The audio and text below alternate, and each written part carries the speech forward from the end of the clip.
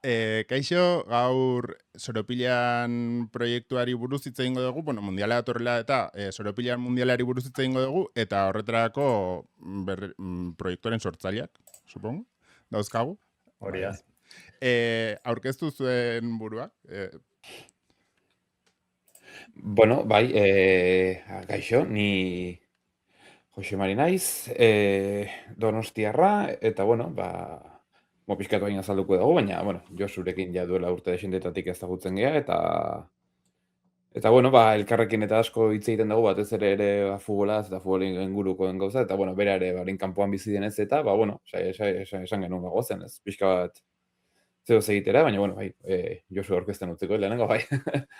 Ez baina alaxe da, ni Josu naiz, eta bueno, Jose Mari kondo azaldu duen moduan, aspaldidanik ezagutze ginean, eta egia da askotan WhatsApp bidez audioak bialtzen eta futbolaren inguruan mintzatzen haste ginela, eta duela hilabete batzuk planteatu, bueno, ez dakit futbolaren kasuan euskeraz oso gauza gutxi topa daitezke, irratsaioak, programak eta bar, eta hemen gure artean, egunero WhatsApp audioak bidaltzen egon beharrean, zergatik egin zerbait pixkat serioagoa, formatu bat eman, eta horrelaxe hasi genuen Soropila proiektua, ez? Ni Bartzelonan bizi naiz, eta horregatik bien artean ere solasaldi horiek mantentzeko aukera ona zela pentsatu genuen. Orduan, zuek hori hasi baino lehenago, nolabait ikusten zenuten, gertukoak zineten euskara sortzen zen edukiarekin futbolaren inguruan, edo zuen modura bizi zenuten, zuen zaletasun ataia, eta nola podcasten munduarekin konexiorik zenuten, bazeneukaten euskaraz sortzen dian, horrelako nukleoekin harremanik, edo zuen kontua izan zen besterik gabe, eta ja? Bueno, bai, batez ere entzule bezala bezer baino gehiago, eta gehiena, futbolaren inguruan behintzat gehiena entzuten genuena gaztelera zen, eta bueno, bai hortik ere igual hartu dagoela igual ideiaren bat edo, baina gu, bueno, gehiena gazteleraz, eta gara bueno, telebistan edo ikusi ezakeguna, baina bueno, guk ere ez genuen nahi ez dakit partidoaren analisi batzuk zehatz-mehatz egin, hori ere gustatzen zaigula, baina hori igual akaso gure arterako uzten dugu gehiago edo baita ere, bueno, pixkat guk egiten duguna, ez, euskal futbolaren inguruan pixkat hitz egin, talde apalagoak, edo futbolaren munduan egon dituzken kuriosidadeak, orain mundiala datorrela mundialaren inguruan ere egon dituzken historiak, horrelako gauzak kontatu eta, baina, bueno, euskeraz pentsatzen dugula ez dagoela gauza ondiegirik, eta, bueno, guk argi daukagu gu beti euskera zein dugu ertean, guk dena euskera egingo dugu, eta pixkat hori. Baina, bueno, horrela pixkat podcasten inguruan daukagun esperientzia gehiena entzule bezala dela esango nuke, eta behintzat ez daukagula ere eredu garbi bat guk behintzat euskeraz behintzat. Nik ezagutu zintuzteanean, lehengo gauza, saio konkretu bat entzunun, da lehengo gauza izan zen, la media inglesa euskeraz. Osa izan zen, ez dakit, vibra hori hartu nion, eta esan nun, bala, que guapo. Pixka bat izan daiteke, adibidez nire kasuan eneko, ni oso la media inglesan kontsumitzaia izan naiz, eta kaso hortikan guk izan ditugun kontsumo eredu horiek, irratsaioak, podcastak entzuteakoan, gero ere guk ere akaso aplikatu izan ditugu, ez? Eta Jose Marik esan duna, gure asmoa etzan taktikoki aztertzea realaren jokua, atletiken jokua, hitz da pixka bat zaletu bezala hitz egitea, eta hortaz aratago, konta daitezkeen historia desberdinak kontatu ahal izatea, eta askotan umore puntu batekin baita ere, bai. Eta atentzioa ditzen diten zerbait da, naziotasunari eman diozuen espazioa, ez? Konkretuki, futbolean, hegoaldean eta iparraldean oso realitatez berdinak bizi dialako, ez? Osea, hegoaldean nahiko talde punteroak dauden bezala, iparraldean pixkat bera jun behartzea euskal taldeak aurkitzeko, ez? Eta orduan, atentzioa ditu ditorrek, eta horrekin lotutan, noski, oso maila ezberdinetako taldei ematea espazioa, ez izatea elitearen podcasta bakarrik, baizik eta guztiarena, ez? Pixka bat estruktura guztiarena. Bai, proiektu azterakoan egia da ez geneukala oso argi ze egitura eman saioari, baina oso argi geneukan, Atletik, Reala, Osasuna, antzeko taldeak jarraitzeko programak egon badaudela, izan euskeraz eta gazteleraz eta edukia badagoela, eta gure kasuan, txapeldunen liga, munduko kopa, antzeko txapelketak ere asko gustatzen zaizkigu, baina egia esan, regional mailako partidu bat ere oso gustura ikusten dugu. Eta Euskal Herriko errealitatea zuk aipatu duzun moduan, Ipar Euskal Herrian eta Hego Euskal Herrian nahiko ezberdina da, errugbiarekin antzeko zerbait gertatzen da.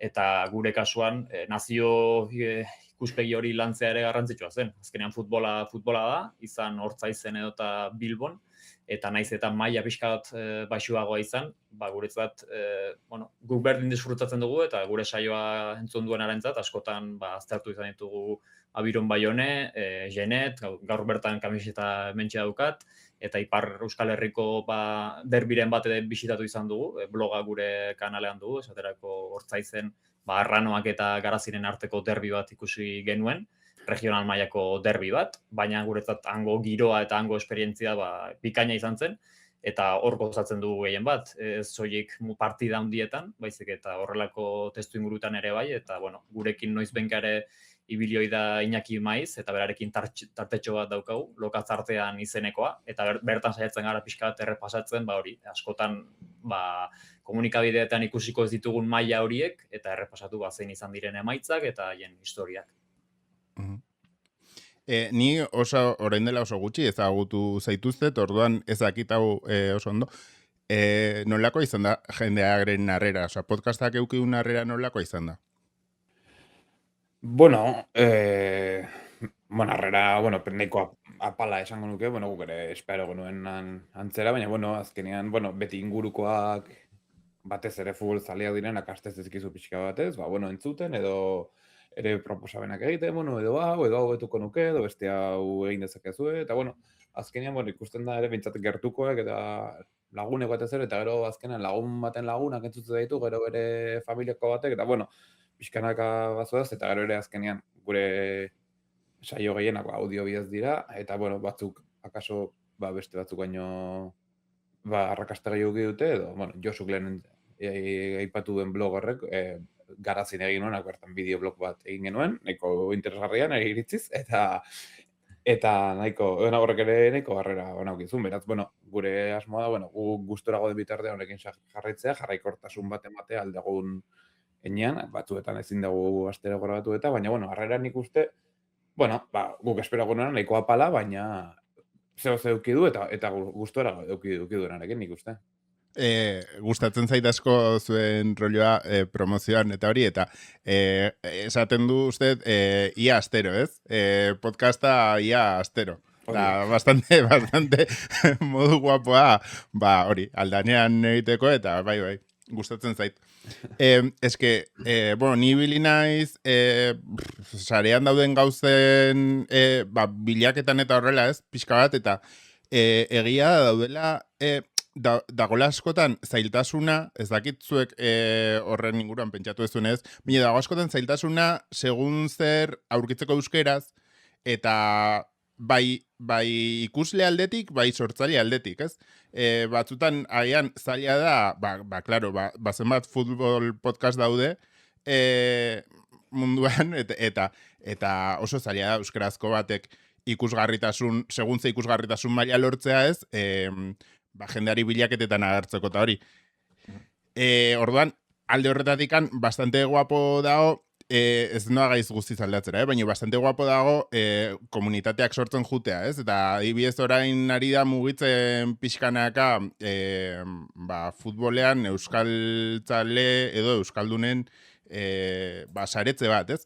Eta horrek agian erreztu dezake etorkizunean alde batetik gauza gehiago egoten, jende gehiago animatzen gauzak egitera, eta gero ere jendeak aurkitzeko errexiago eukitzea, ez? Bai, guretzako hau ere garrantzitsua da. Egia da Euskal Herri mailan arlo askotan gertatzen dela, ez? Baina euskararen erabilera baxua da, baina kirolaren munduan eta bereziki futbolaren kasuan are gutxiago, ez? Askotan aipatu izan dugu Jose Mari eta biok, herri euskaldun batean akaso joan zaitezke taberna batera eta ia denak euskeraz, eta batean alboko futbol zelaira joan eta ia denak erderaz.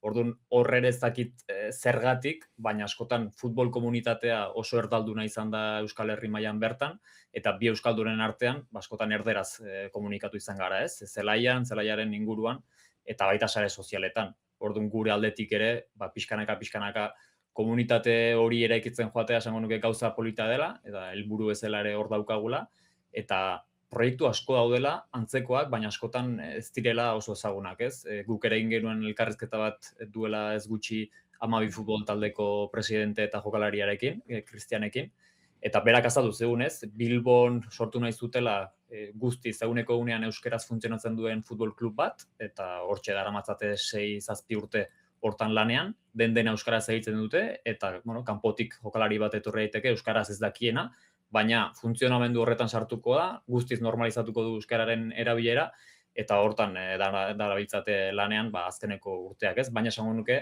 proiektu hori akaso Euskal Herri mailan ez dela inbeste ezagutzen, ez? Beraz, horrelako proiektuak egon badaude, baina gure asmoare pixkanaka proiektu horien arteko sareak sortzea litzateke, eta pixkanaka elkarlan hori sustatzea. Vale, ez dakit antzekoa, edo ez hemen antzekoa, baina Union Tutera antzeko zerbaiten dago, hori zuek igual gehiago dakizuen nik baino, horregatik galdetzen dut.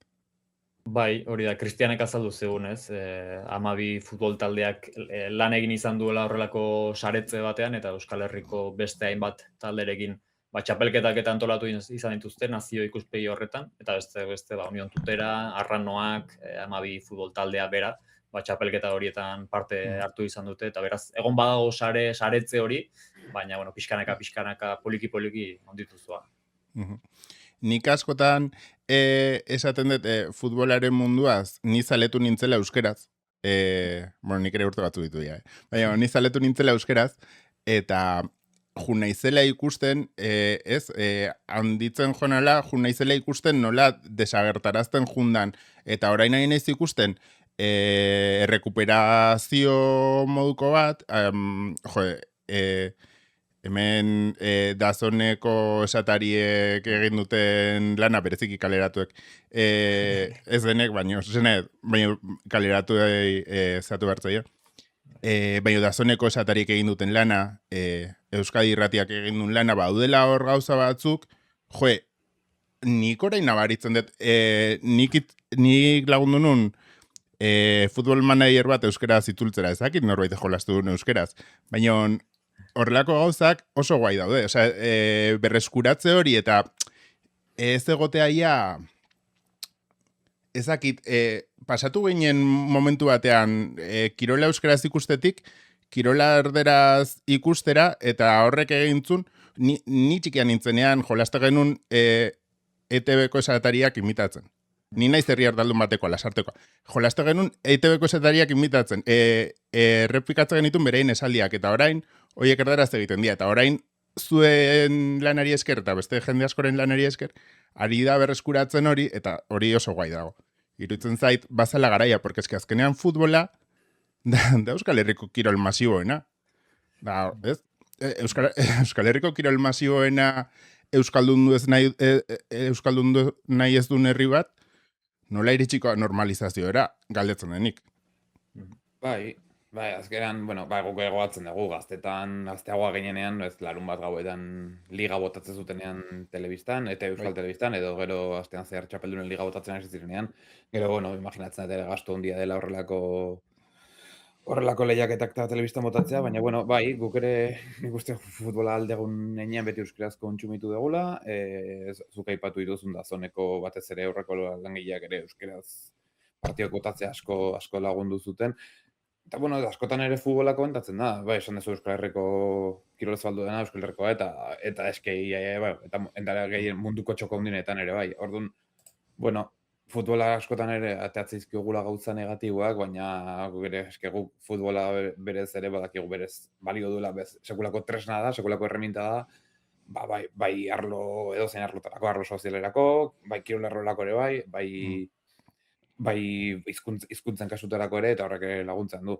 Zer gero ere, klubak euskerarengatik, egin genuen behin, euskeraren eguna zela eta pixka bat, saio bat, Euskal futbol taldeko euskarari ematen zioten garrantziaz, eta bueno, pixkat batzuk ematen diotela pixkat ez, ez gehiegi edo gehiago egin zezaketela euskaragatik, eta bueno, gero esaten duzu, askotan, bueno, sare sozialetan edo ez, bueno, euskara ez dela behar bezala erabiltzen, akats asko egiten direla, estadioetara goazenean ere askotan ja, ez, jendeak askotan erderaz abesten du, Josuk aipatu duzuna, Josuk aipatu duena oso, futbolzelaidan oso orokorrean, esango nuke oso ambiente erdalduna dagoela, eta bueno, eta horregatik oraindik ere, bueno, guk gure zati txikia jarri ezagun bitartean, eta horrelako gauza gehiago ateratzen diren bitartean, euskararen alde egiteko. Noski zen, guk esan dugu bezala futbola sekulako tresna da, eta euskararentzako ere balio dezake, eta guk hori nahi dugu, euskaraz bizi, eta euskaraz egin gustatzen dizkigun gauzak, bai. Eta orain, ari da mugitzen gauza bat urrengo egunetan, porque mundiala dator, eta mundialen ere euskaraz bizi nahi dugu. Gainera mundialean, mundiala, bueno, ez dakit euskaldunentzako, baina batzuntzako garai gatazkatsua. Eta selekzio ezagatik. Eta orduan, ari da sortzen dinamika bat, ez? Euskaldunok, euskaraz saretzeko, euskaraz jolasteko, euskaraz bizitzeko mundiala. Armalia.eus, Armalia ditzen da. Horren inguruan zerbait azaltzerik bai? Bai, pixka bat zuk lehenago aipatu zuen antzeko proiektu bat da, ez? Gu kontratu ginen batean munduko koparen inguruko porra bat izango zela, eta munduko kopa jarraitzeko beste modu bat, dena euskaraz, eta bere helburu nagusietako bat, futbola euskaraz jarraitzeaz gain komunitate bat sortzea zela, ez?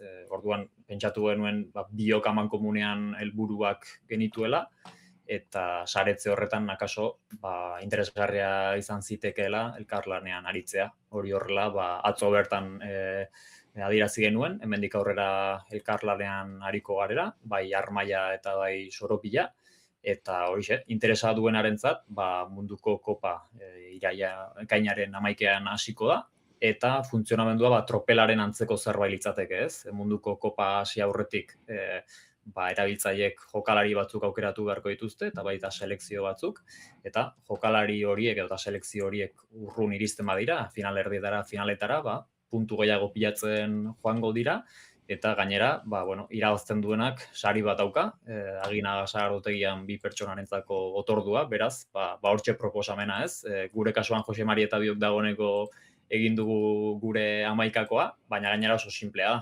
Munduko kopa hasi aurretik behin aukeratu zure taldea, eta dagoeneko lan guztia egin duzu. Beraz, horrere proposamena, entzule guztiei, horrelako jokuak ere gustatzen bazaizkie, armaia.eus plataformaan aurki dezakete informazio guztia, eta duela gutxi hasi zen arren, dagoeneko 222 kide gara web horrian, beraz, animatu daitezela, eta denak euskaraz gozatzera eta jolastera. Nik esan behar dut, nik ere egin dut, erresa da, baina zaila da, hor aukeraketa zaila da, osea, ni nago destinatuta frakasora. Baina, bueno, pozik biziko frakasoa. Jende asko animatzen balin bada. Eta honekin lotuta, zuek, ezakit elkarrizketan hitz egin dugun edo ez, baina, sentitzen dut, elkarrizketan hitzen badago ustez ez. Baina, zuek daukazue planteamendu bat ere mundialari begira, ez? Mundialari begira euskara presente egoteko, euskal zaleen bizitzetan. Kontatu pixka bat.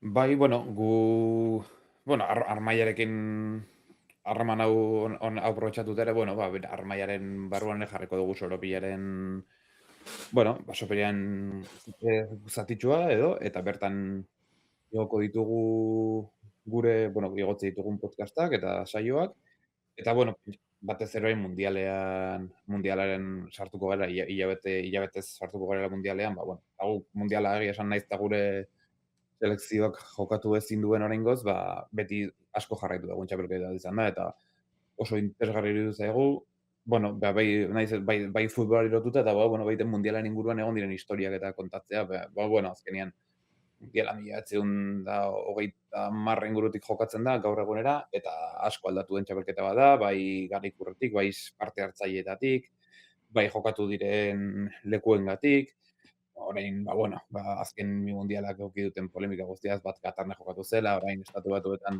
Donald Trumpen historia guztiarekin, azken mundial bakoitzak ematen du orduak eta orduak hitz egiteko horri buruz, eta zaintzuta futbola jokoaz gain, gauza pila bat dituela kontatzeko, eta pixkat guk ere hori mundiala jarraitu gertutik, zuzenean eta aktualitatea jarraitu, zer gertatzen ari den mundialean, baina baita ere mundialak eduki dituzten historietaz hitz egin, eta, pixkat bintzat guri asko gustatzen zaigu, oso interesgarria egiten zaigu, mundialak eduki duen bilakaera guztia, egun urtetan zeharria eta pixkat horri buruz, atal desberdinak egin eta gauza desberdinak kontatu. Ziur aski hemen, ez daki ziur oraindik, baina ziur aski astean behin edo saio bat kaleratuko dugu, fase bakoitzaren arabera, baina, Josemarik aipatu dut moduan, askotan gure programa edo podcasta euskal futbolean eta euskal jokalarietan zentratzen da, eta munduko kopak bai ematen digula aukera pixka bat gehiago, Uzbekistanen inguruan, Kurasaoren inguruan edo Haitiren inguruan hitz egiteko, ez? Eta pixka bat hori da gustatzen zaiguna, hortik pixka bat herrialde hauek gehiago ezagutzea, historia horiek kontatzea, eta horretarako ere aprobetxatuko du. Beraz, ziur aski astean behin, fase bakoitza bukatzen denean, gertatzen diren emaitza horietaz gain, historia nagusiak kontatzeko prest egongo gara Soropilan. Gainera, mundial haunditu honek edo, ematen du futbol fantasiarako espazio gehiago, ez? Zezen nahi dut, bestela normalean futbolaren munduan fokorik ez daukan leku eta historietarako segurazki asko egongo dala. Oso interesgarria. Bai, eske aurten mundial 48 selekzioko mundial da. Bai. Aipatu genuen guretzat akaso gehiegi dela, 32tik 48ra pasatzea, baina horrek kasualidadez gure podcasta egiten hasi ginen lehenengo bi saioetan kointziditu zuen justo Cabo Verde sailkatu zela mundialera, historia lehenengo aldiz, eta okerrez banago dela mundialera inoiz sailkatu den herrialde txikiena. Orduan, horrek aprobetxatu genuen hori pixkat Cabo Verde iruduz hitz egiteko, bere herrialdeko futbola, eta Cabo Verde zela, sailkatu diren bezala, Kurasao, Haiti, Jordania, bedira selekzioak, akaso futbola gehiagi jarraitzen dutenak esango du, nola, horrelako selekzioak sailkatzen dira mundial batera, ez? Baita ere 48 selekzio ukitzeak ere, hori dakar, selekzio apalagoak eta oso txikiak daudela mundialean, eta hori, ez lehen esan duen bezala, 1000 gauzeta zitzeiteko aukera ematen du horrek. Ze interesgarria, gehiago esan. Nik egiten dut galdera bat podcast honetan, ia beti, batzutan aztuiten zait, baino normalean egiten dut, eta da, zuen kasuan espezifikoki futbola zitzen got, nahi dezuen az esan dezakezue, baina logikoa iruditzait futbolari buruz erantzuta. Zerbait nabaritzen dezue faltan, moduren bateko edukia nabaritzen dezue faltan interneten gustatuko litzaizuekena? Osea, ezakit, zerbait beste nunbaiten ikusten dezuena eta esaten dezue, ze guapo, eta igual ni ez naiz pertsona egokien hau egiteko, baina gustatuko litzaiake norbaitek hau egingo balu. Nik adibidez, akaso edukia berez ez dut faltan botatzen, gazteleraz badagoelako, baina adibidez jartzearren badago podcast bat, Brazalete Negro izenekoa, eta bertan kontatzen dituzte futbolarekin harremandutako hainbat historia, baina askotan krimenetan edo antzeko gauzetan amaiturik,koak, ez? Nik horrelako edukia bai faltan somatzen dudala euskaraz, ez soilik krimenarekin lotua, baizik eta Soropilan azaldu ditugun beste hainbat historia, ez? Esaterako Kanadako kasuan Mikelonen historia azaldu genuen, ez? Nola zen uhartea, Josemari?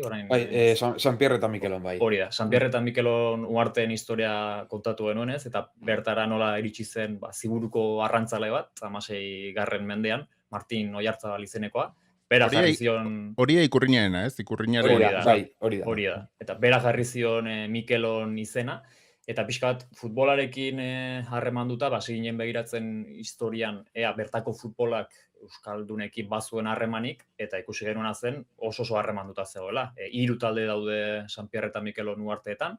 Mikelon uhartean dagoen taldea, Mikelones, Etxeberri izeneko pertsona batek sortu zuen, beraz, ziur aski bere arbasoak euskaldunak ziren, eta ez hori bakarrik, lehen aldiz bertako futbol talde baten argazki batean, 20. mende hasieran dauden 11ko horretan, 3 euskaldunen ondorengo ere azaltzen dira, eta horiek, 20. mende erdialdean, euskal kultura sustatzeko elkarte bat fundatu zuten bertan, eta oraindik aktibo dagoen elkarte bat da, eta amaitzeko, eta hau bai izan zen guretzako oso barregarria, Google Mapsen sartzen bagara, eta txetxo bilatzen badugu, bertako taberna txiki bat da, baina iruzkinetan jartzen dute bertako jabeak oraindik badakiela euskaraz hitz egiten. Beraz, pixkat horrelako historiak konta ditzakeen podcast bat edo saio bat, nik bai faltan botatzen dudala, naiz eta gu saiatzen garen, noiz behinka egiten, baina egia da, dokumentazio lan luzea behar duela, eta gu ez gara honetara dedikatzen, baina nik horrelako historiak egia zen asko maite ditut. Bai, gainera, euskaraz egiten den gehiena, oso maila prekarioan egiten da, rollo, gustatzen zaizulako, eta ondo dokumentatzeak lan asko dauka, agian baten bati ondo etorriko zaiona, baina lan asko da, hori, hortan sartza. Bai, ni daukat, ez da obsesio bat, baina gustatuko litzake, ez gaizki ulertu. Baina, euskarazko tertulia bat. Euskarazko futbol tertulia nazionala, deitzen diot nik, nire zean. Ez nago pentsatzen ez dare txiringito ideian, ez da hori, baina bai, niri adibidez gustatzen zaizkit klipak, baitare bastante xeu, baina nola dia, egite dute estatu batuetan, baina da, egite dute estatu batuetarako, ez naiz gogoratzen orain. Zuek inglesez ikusten dezue? Ez dezu ikusten? Ez naiz gogoratzen, berdin du. Pues daude personaje batzuk ikustitu dela beti klipak, eta gustatuko litzadake, nahi iruditzen zait, falta dela zerbait klipak sortuko dituna. Porque egia esan, gaur egun iritzi asko sortzen da horren klipen inguruan.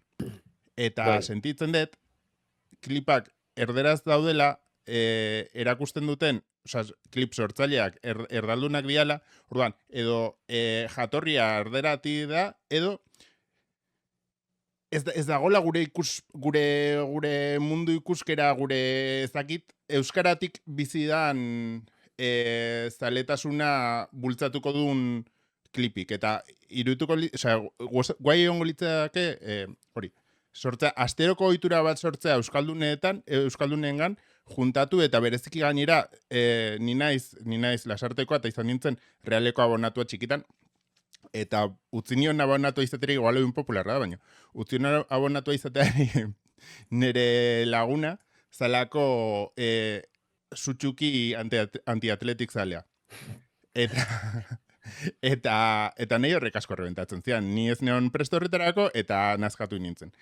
Eta esan nun, mira, tio, beti sekoa ingo naiz, eta beti sekoa nintzen. Baina, honekin esan nahi detena da, guai hongo zala espazio bat euskaldunak juntatzeko euskeraz, eta talde guztien representazioa egotea, eta denak denentzako izatea referentziazko, talde guztien, baina izatea euskaldun guztientzako referentziazko espazio bat, hori oso guapo egongo litzateke. Eta oso zaila da egiten. Nik egia zen kontsumituko nuke, horrelako zerbait, eta antzeko programak edo zuk esan bezala klipak ikusi hori ditut, eta kasu batzutan, akaso euskaldunak direnak, baina gazteleraz hitz egiten. Baina, bai, nuzet, Euskal Herri mailan ere antzeko zerbait planteatzea interesgarria izan zitekela. Bai. Iruditzen zait, beti esaten dut, urrengo urtean. Eta egon nintzen ere, nik ere ikuste ditut asko, baina hau ere da espektakulo, hau ere, osea, hau da guztiz espektakulo. Deadline day eta horrelako gauzak, mesedez, animatu jendea horrelako gauzak egitera, eta ez dakit, emaiozu bizitza pixka bat, asuntoari. Bai, hori, ba hori zan basikamente komentatu nahi nuna, eta ba ezakit, zuek nahi dezue zerbait esan? Horla? Bueno, ez, hori gogoak eta ilusio daukagun bitartean jarraituko degula, imaginatzen denboraldika, akaso gaur aurten denboraldia luzatuko degula mundiala engatik, baina gero ere, pixkat ere, denboraldi berriarekin iraia inguruen edo itzuliko gerala imaginatzen, baina gu jarraituko degula, orain armaiarekin elkarla horretan, pentsatzen dugu ere denen onurarako izango dela, eta hundiago egingo gara, eta gu jarraituko degula gogoz, ilusioz, gure, euskera eta euskal futbola pixka bat gora ipatzen, gure, eta bitartean beste historia kuriosoak eta kontatzen, eta egunero sortuko dugu saio berri bat, eta okurretzen zaiguna, eta aurtengoa errepasatuz, segurenik hobekuntzak edo gure ustez hobetu dezakeguna hobetzen, eta animatzen dagula jendea, futbola eta gustoko duen jendeak, eta kontsumitu nahi duenak euskaraz, animatuko dugu, animatzen dagula gu Soropila eta Armaia eta kontsumitzera, eta gure aldetik, nire ustez, hori, nire jarraituko dugula, gogoz, ilusioz, eta ikusiko dugu, noraino iritsi gaitezken. Bai, justo gogoratu naiz esan dezunean, hori, nire lehengo interakzioa Soropilarekin izan zen. Justo denboraldi amaieran ezagutu beharra ere. Eta egia da, aurten, luzatuko dala, eta hori, pues guai. Baina nik eskertzen dizuet pila bat, porque daude, orain arte ikusituan gauza gehienak kirol munduan, euskeraz, izan dia, interneten, izan dia, hori ez, azken jardunaldian zer gertatu da, ez dakiz zer, eta zuena pixkat hortik, zuena hortik ateratzen da, eta dago, hori ez, historiak biltzen ditu, bestela hitz egiten ez dan gauzak aipatzen ditu, eta hori superinteresgarri iruditzen zait, kriston ekarpena egiten diozuela euskal komunitateari. Eta orduan, hori, jendeari mezua entzun Soropila.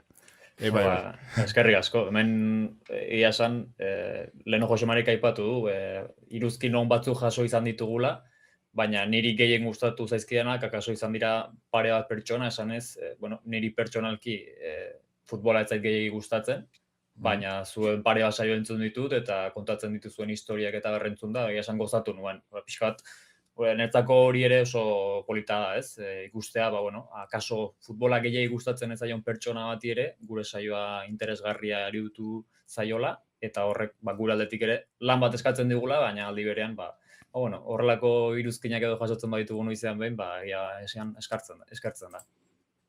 Hor kritika konstruktiba entzuleari, badago jende bat, ni TikToken gauza asko jarritakoa naiz, eta batzutan ikusten dut nola jendearen komentarioak dian euskaraz ari da, eta ez du inorrek hitz egiten bideoak hitz egiten dunaz. Guai daude, interesatzen ez ezkizun gaietako podcastak entzut, guai dago, interesatzen ez ezkizun gaietako podcastak entzutea, baina oso guai dago baitare, podcast bat entzutea, interesatzea, eta podcastari buruzko komentarioak egitea, mesedez, oso guai dago. Entzutean, ikustean norbaitek entzun dula, eta esan dula, hala, ze guapo, hau da niri gustatzen zaitena. Jo, hori jasotzea oso guai da. Eta hori. Ez que moztu intzaitu ez dakit esan martzen duen zerbait. Ez. Vale. Bueno, pues hori. Hori, nik hori, eskertu nahi zuet, nahi animatu jendea euskarazko edukia ikustera sortzera, eta guzti hori, nire kanalean, nire YouTubeko kanalean, dauzko YouTubeko kanala asko, ekintaekinen daukazue bideo bat nahi dunarentzako, kirol emanaldiak nola egin, en plan zuzenekoak, biztazo bat emateko, nahi balin bazue, eta hor daukazue ateratzea, egin genuen aurreko Eurokopan egin genuen kirolunea, ezagutzen duzu? Bai. Ba, kiroluneako ekaineketanik egin genuen finalaren emanaldia. Irutzen zaitelako, nahi eske, hau da oso iritzi pertsonale. Baina niri deprimitzait bastante, hemen, bueno, pues, zeuden, nola, protestak eta horrela, Espainia jolastezulako eta horren kontura, ez? Eta nik hori ulertzen dut. Baina nik esaten un guazen egitea zerbait, porque egongoa jendea ikusiko duna hori, a la fuerza, guazen egitea zerbait, hori ikusteko, eta egin genuen emisioa, eta zegon argazki bat internetik hartua Euskal Selekzioaren aldekoa, eta hori izan fondoa, eta egon ginen komentatzen horrekin de fondo. Ba, pixka bat esaten, bira, ez da gure selekzioa, baina guazen hau hitz egitea, ba, ezakit. Nahi gustatzen zait esatea, ezakit, Australia Norvegia bat izango balitz bezala. Osea, pixka bat, selekzio aleatorioak izango balia bezala, ez? Eta iruditzen zaitor espazio guaia dagoela. Eta hori, mundialean gertatzen da, baina guai egongo litzateke jende animatzera, egia da, ordutegi aldetikan pixkatxarra dela, baina guai egongo litzateke jende animatzea zuzenekoak egitera. Bueno, aztu dintzait lehen galdetzea, así que, esango dut ondo. Bueno, lehen nola badakia naztu dintzait galdetzea, así que, baina orain galdetu ingo dizuet, non entzun daiteke, nola jarraitu daiteke Soropila? Ba, bi plataforma ditugu saio antzuteko, bai iVoox eta baita YouTube ere. YouTubeen noizbenka pare bat blog ere igo izan ditugu, beraz, bideo horiek irudiarekin dira, gainontzekoak audioa direla. Eta bestetik sare sozialai daukinez, bai Instagramen eta bai Twitterren, hortxe dugu gure kontua. Nik bi kontu horiek jarraitza gomendatuko nuke, bietan bereziki Twitterren, bideo asko egotzen ditugulako, ez soilik akaso gure saioekin lotura dutena, baizik eta lehengoan esaterako, Aitor Kordobak Txinan egindako lehen gola igo genuen, bizkat frikia da, baina bizkanaka Euskal Herritik haratago dauden Euskal jokalarien golak ere ezagutaraztea gustatzen zaigu, eta beraz hortxe gure sare sozialak. Hola. Bueno, pues hori. Eskerrik asko. Bueno, elkarrizketa egin izanagatik, zorte guztia zuen proiektuan, eta jendea azken mezua animatu Armailan parte hartzera. Hori da. Eskerrik asko eneko zuri gonbidapenagatik, eta horixe, animatu daitezela Armailan parte hartzera. Nik esango nuke hemen gauden hiruak ez dugula afaririk irabaziko aginagan, baina nor daki. Animatu daitezela eta, disfrutatu izatela euskaraz eta horixe. Hori bai, eskerrik asko, eta hori, esan dugu bezala urten mundialaren hilabeteago aprobetxatu zere, luzatuko dugula Soropilaren edukia, eta horten egongo gara mundiala, eta inguratzen du guztia zitzaiteko, eta eskerrik asko, gonbidapenagatik.